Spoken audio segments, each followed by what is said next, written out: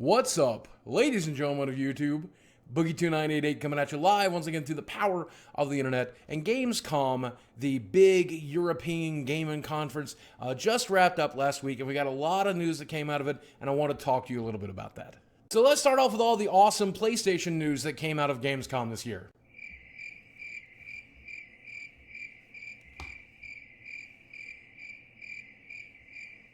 PlayStation did not hold a conference at Gamescom this year.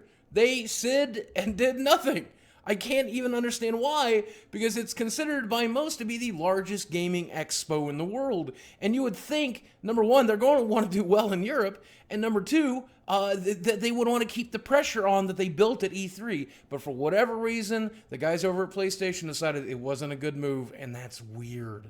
Now, the guys over at Microsoft definitely are always looking for an edge to try to close the gap between the PlayStation 4 and the Xbox One, and this year's Gamescom served to do that. They got a lot of buzz, and PlayStation got nothing. Actually, PlayStation did get two things. Number one, they did get a competitive Call of Duty, starting with the next game being moved to the PlayStation 4 system for all of the big events. And number two, they got slammed hard by Phil Spencer over at Xbox. In an interview when they were asking Phil about all the PlayStation 4 exclusives that are coming out, he went on to explain that they're not just getting exclusives because they're industry leaders with the number of consoles sold, but because they actually spend money to get those exclusives and to prevent them from being on Xbox. And it's not that Microsoft doesn't do the exact same thing. Obviously, we've seen that case with Tomb Raider and other examples. Both consoles are spending money to prevent games from being on other consoles that easily could or even should be on those systems. The problem with that is I've had both Xbox high-up representatives and PlayStation high-up execs tell me that they're not in the business of preventing gamers from playing games, and that's not why they do that. The companies that they are appealing to need financial help or special deals to get these games on the shelves, and that's all they're trying to do. It seemed like kind of a low blow coming from Phil, but I'll be honest with you, PlayStation wasn't there to defend themselves, and when the cat's away, the mice will play. Microsoft did have a hell of a showing this year. Most notable to me was Quantum Break, which looks almost completely different from the version we saw a few years ago.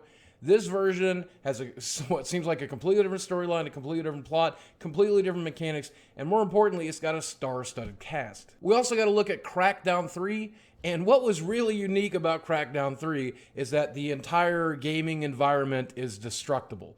And I know what you're thinking, how can the Xbox One or the PlayStation 4 or even my powerful gaming PC do that? They'll actually be doing it with cloud technology. Now, Xbox has talked a lot about cloud technology in the past, but they really haven't done anything with it yet. This could be their flagship game in which they supposedly use whatever cloud rendering to make the environments 20 times more destructible than your average Xbox One game. And I hope that this is going to work. I want it to work. I can't wait to see it work.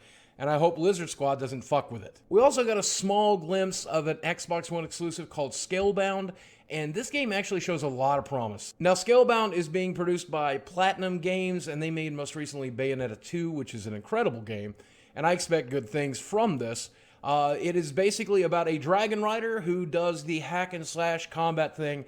The big surprise here is that you can also use the dragon you rode into battle to do ground combat, taking out smaller creatures, making the game a little more interesting, and you can command the dragon as part of your squad. The big hook for me is that it's got online 4-player multiplayer combat, and that presumably means 4 dragons and 4 players, and that sounds really cool to me. But we only got a small glimpse of gameplay, and we're going to have to wait till holiday of 2016 to really find out if it's any good. The weirdest announcement from Xbox, though, was a new television announcement for the Xbox One. You will be able to use your Xbox One as a DVR. Television announcement at Gamescom. Now, I joked about that a lot on Twitter, and a lot of people actually explained to me that that's apparently a really big deal in Europe to have your own DVR like that. So I stand corrected. I guess that's why they saved it for Gamescom instead of E3. Oh, also, Halo Wars 2. I never played the first Halo Wars. I know a lot of people like it, though. Yay. EA's conference was just them pretty much doubling down on what they did at E3 this year, except they did mention a new Sims expansion. They did mention a little bit more about Mirror's Edge and showed some gameplay. And, of course, they talked a lot about Garden Warfare 2, which I really want to play. Call me EA.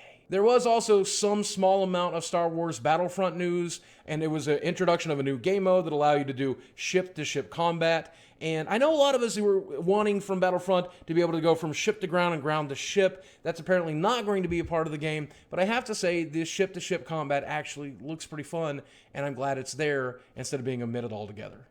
Now, Blizzard showed a few things at Gamescom this year. Some new Hearthstone cards for the new expansion. They showed a little bit about Overwatch. They showed some new Heroes of the Storm characters, skins, and things along that lines. The big announcement, though, was a new World of Warcraft expansion. Now, the expansion is called Legions, and it is taking place in a new continent called the Broken Isles. It lets you hit the level cap of 110. The most exciting thing to me, though, is that you get to play a demon hunter like Illidan, and that is freaking cool. Now, I think it's no big secret that Warlords of Draenor did not resonate with very many players. It certainly didn't resonate with me, so it's no surprise to find out that this expansion is due probably next year because it's actually going into beta this year in the hopes, I think, of retaining players. Other than that, nothing really caught my attention at Gamescom besides those things. I'm curious if you think I missed anything. I'm curious if you enjoyed this video. I'm curious if you liked it. If you did like it, drop a like, but let me know in the comments section below. What news did I skip? What news did I miss? What are you excited about? What are you hoping to see? I always love to hear from you guys. All right. Thanks for watching. I love you very much, and I'll speak with you soon.